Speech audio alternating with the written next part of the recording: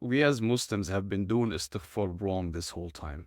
Istighfar is an action, it's not a word that you say. No wonder the Ummah feels depressed and anxious for no reason. Because istighfar removes zamb. Like we always hear this, but practically, what does it mean? Prophet said when we do a sin or zamb, a black dot develops on the heart. And the word them comes from the word dhanab or tail in Arabic. So when you do them, these extensions develop from your heart, and this is exactly what shaitan latches onto. This makes doing good a lot difficult and doing bad a lot easier. That's why you get these phases where salah becomes harder, there's a lot of resistance to it, but Netflix feels a lot easier. But on the flip side, you also get these phases where it's the opposite way around. And that's because you did istighfar correctly without noticing. Yes, istighfar, the root word of it comes from forgiveness, but it also means to cover something until it completely vanishes or dissolves. So physically, when you're doing istighfar, what you're doing is that you're using the rahmah of Allah to cover all these sins until they vanish or dissolve.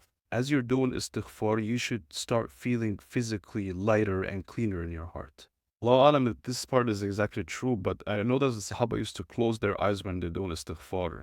I think because it makes it easier, but Allah alam, I'm not sure if that part is true. But what is completely true is that istighfar is an action you do. It's not just something you say with your lips. Prophet used to do this 70 times a day because Sahih Hadith, when the more you do istighfar and you physically remove this like blackness and heaviness in your heart, the more risk Allah will give you, the more trouble Allah will get you out of, less anxious you will feel. This is Sahih Hadith. So start doing istighfar instead of just saying it. And, try to cut down a little bit on the zamba.